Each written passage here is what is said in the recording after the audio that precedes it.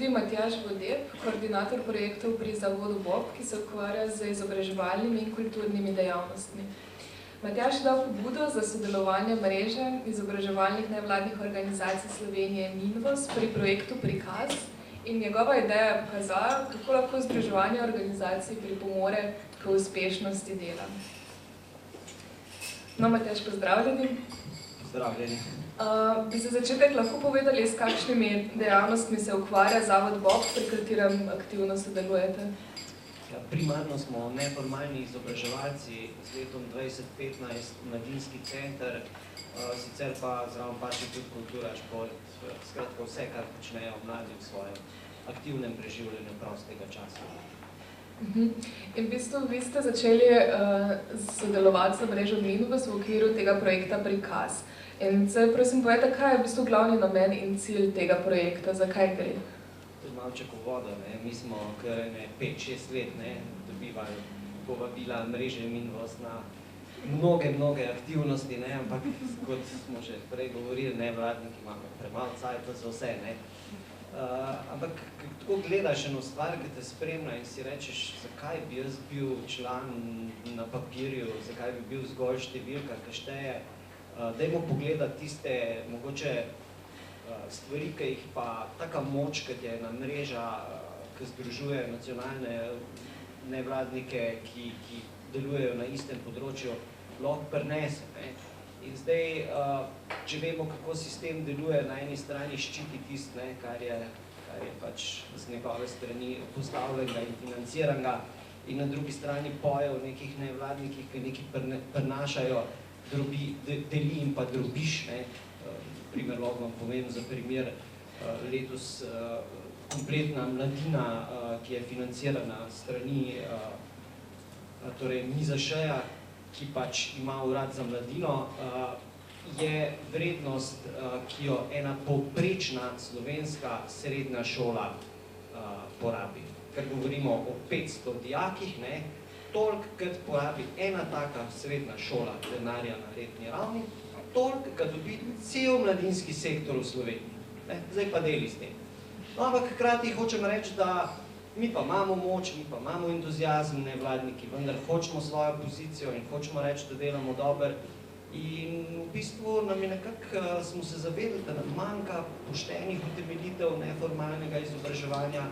Mi smo kar, veste, unik, ki pravijo, bomo kako igrco izvedli. Reka, peka je to igrca, to je aktivnost. In za to aktivnost se mi moramo še kako pripraviti, jo še kako dobro reflektirati in še kako dobre stvari potegniti iz nje, če hočemo pač seveda biti zanimivi za uporabnike.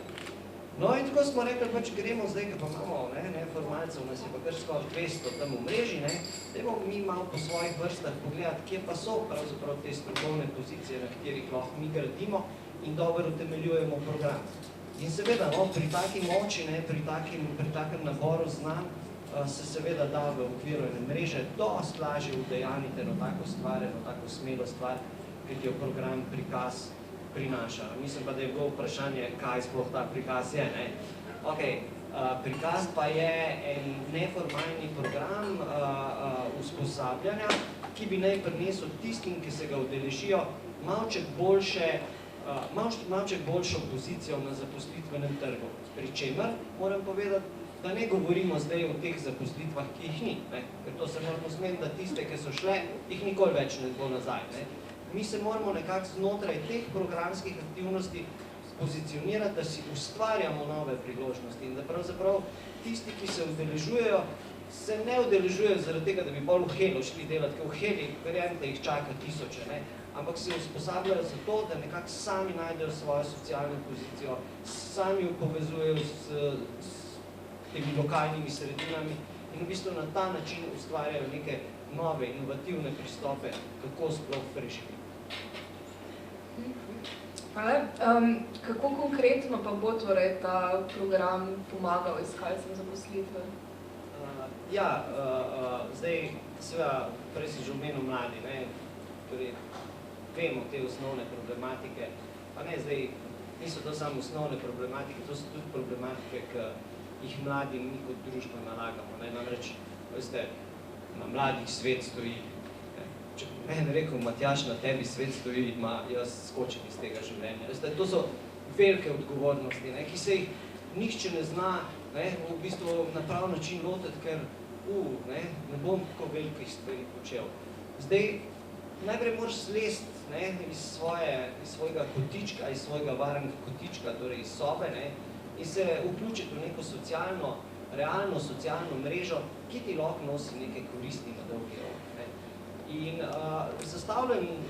koncept je zastavljen tako, da si najprej ustvariš neko sredino kolegov, s katerim si sposoben malček na trg pogledati, kaj pa je, kje pa so tiste priložnosti, s katerih bi ti lahko preživel, potem pač po nekih kurikuralnih temeljih narediti tovrstne analize, ki jih potrebuješ, skratka, narediti eno časovnico, skratka, metodološko narediti stvari, ki jih potrebuješ za to, da bi na trgu preizkusil svoj produkt. Zdaj, seveda, tle pa zadnji bodi si Zavod Bob, bodi si ostale organizacije, ki bodo program izvajale, nudijo to institucionalno okolje, znotraj katerega se to da vdejanjiti. Namreč, če ti kot mlad Martin iz Maribora greš na ulico, bojo hitro preleteli oni, kaj pa ti tle delaš. Nevladniki pa s svojo močjo imamo možnost pridobiti ustrezna dovoljenja, imamo možnost zagotoviti vso ustrezno infrastrukturo, da se mladi lahko tako vdejanji. In potem program, skratka, ta mentorski pristop v programu, namerava tem mladim nuditi, pa tudi ne samo mladim, skratka vsem udeležencem v programu, nuditi neko mentorsko podporo tako dolg, dokler ta produkt, dokler ta njihov izdelek ali pa ta njihova storitev ne bo dovolj močna, da samostojno zaživi na trgu in da samostojno stopi na trg. Tam znotraj tega in pa seveda program namerava tudi omogočati pogled na vse zakonske in zakonske osnove in pomagati nekako najti pravo obliko nastopa na trgu. Skratka, pač ustvariti nekaj, s čega lahko mladi prišli, ali pa udeleženci prišli. Ja, opisali ste, kako vas je v bistvu mreža Mivovska nekaj časa spremljala. Kakšen pa je bil potem v bistvu njen doprinos potem, ko ste začeli to sodelovanje? Ja, jaz menim, da mi nismo nič posebnega, govorimo mi, zato ker pač sedim tudi v predsedstvu te mreže, mi nismo nič posebnega, vse mreže verjetno funkcionirajo na enak način, v bistvu ti moraš najprej prideti, ti moraš najprej prepoznati svoj interes delovanja znotraj mreže. Znotraj mreže pa, če smo največja mreža nevladnih organizacij z področja neformalnega izobraževanja, je jasno, da je noter največji kapital znanja neformalcev. To pomeni, da v bistvu največji doprinos programu je ravno to, da tisti, ki to izvajamo v vsakodnevnem delu, zdaj svoje aktualno znanje nosimo v razvoj tega in ne samo v razvoj, ampak tudi v utemeljevanje pridobivanja javne veljavnosti za ta program. Ustanovili ste tudi delovno skupino, kaj zdaj počne? Ja, zdaj v delovni skupini jaz nisem najbolj domač, ker seveda podhranjeni nevladniki, včasih tudi imamo kako delovno mesto plačano, pa seveda moraš na ta delovno mesto obešati čim več bi rekel, nekako obveznosti, in seveda s kolegi si to malček delimo, spremljam zadevo, ne preveč bliz, ker tudi sam nisem strokovnjak ravno na tem področju vzgoje in izobraževanja. Seveda pa skupina deluje, v skupini so zelo različni deležniki, tudi taki, s katerimi si nikoli nisi mislil, da boš delal kdaj skupaj. In v bistvu skupina je trenutno pred tem, da z enim od kako naj rečem, da čim bolj laičen, eno od lovk, recimo, te hobotnice MIZŠ-ja, ker prej sem že rekel, da je Urad za mladino ena taka lovka, druga taka lovka je pa recimo Andragoški center Slovenije, ki je odgovoren za razvoj in utemeljevanje programov.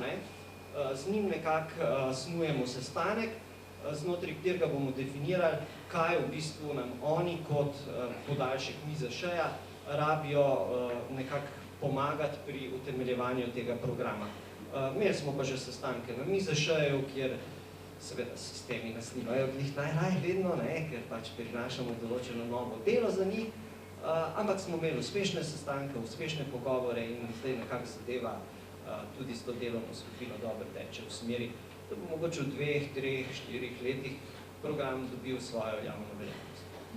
Pa sem še to, zakaj je pa ta program, oziroma tak program, kot je prikaz, zakaj je v bistvu zdaj pomemben v družbi, pač mogoče tudi z vaših osebnih izkušenj z iskalci zaposlitve?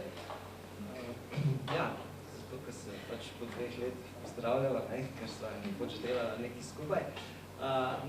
Malček drugačen kontakt imamo mi s ciljno populacijo, to hočem poudariti. Namreč, vedno pravimo, da smo nevladniki v bolj živem stiku z uporabniki, kot je pa to, recimo, kompleten vladni, kompleten pač zakonodajni sektor, del družbe. Skratka, mogoče je ravno ta živ proces, po katerem moramo mi na drugačen način, namreč, če smo že zdaj neformalci, pa če si že zdaj to osnovno pozicijo pogledamo, na eni strani so formalci, torej institucionalno izobraževanje, kjer je v bistvu nekako podajanje znanja izza katedre. Skratka, avtoriteta je pripoznana. Jaz sem tisti, ki znanje nosim, vi ste pa tisti, ki me poslušate in potem, kar si ustvarite iz mojega nabora povedanega in napisanega, nekako meni odgovarjate na nek normativni del. Skratka, če boste dober, pa če boste dobesedni, boste dobili eno visoko oceno, če me boste pa ignorirali, boste pa pač izpadli iz tega sistema.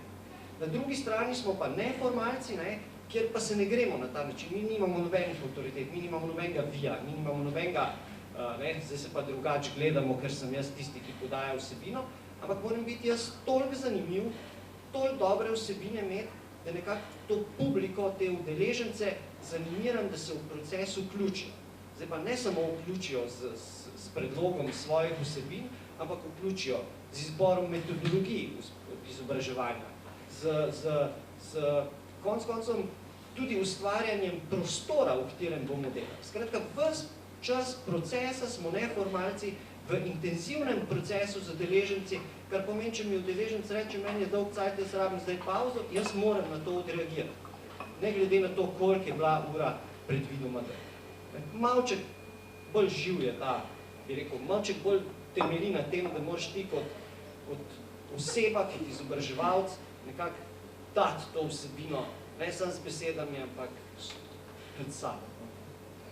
Najlepša hvala. Zdaj pa vabim k besedi na kratko še predstavnika Minvosa Petra Cokana, da nam predstavi delovanje mreže in njeno sodelovanje v projektih. Hvala za besedo, se mi dovolj besede, da ostali pozdravljeni. Zdaj, mreža Minvos, akrosti, mreža izobraževalnih nevladnih organizacij, kaj je to dejansko skupek ljudi, ki iščejo rešitve in tudi, ki najdejo rešitev. Zdaj, zakaj je sploh prišlo do ustanovitve naše mreže, pot je dolga nazaj 4-5 let, dejansko zaradi tega, ker je neformalno bilo v Sloveniji zelo slabo prepoznano in nevidno. Če pa gledamo skozi oči kompetence, se pravi oseba, ki je sposobna nekaj narediti, mora imeti izobrazbo, mora imeti izkušnje in pa znanje, je bil tu ta del popolnoma spregledan in ne viden. To je bila tista prva notranja potreba v vzgib, zakaj sploh mrežo ustanoviti. Potem je šlo čisto naravno neka rast, danes je cirka 200 organizacij to vključeno in dejansko želimo pomagati ljudem, tisti, ki imajo probleme, bodi si z učenjem, z izobraževanjem, bodi si z organizacijo, da jim pri tem pomagamo. Na ta način razvijamo standarde, lahko vse članice dobijo sistem kakovosti, kjer izobraževalni proces postavijo. Nazadnje zanimiva akcija Moč neformalnega, kjer smo pošiljali kartice na, zdaj še ne ministrica, ampak še PD ministra, kakorkoli, pač zato, da se javnost ozavesti, da vidi, da to znanje zelo pomembno. Tako je tudi pomembna današnja predstavitev.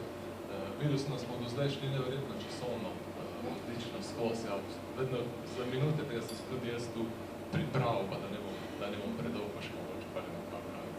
Hvala. Najlepša hvala.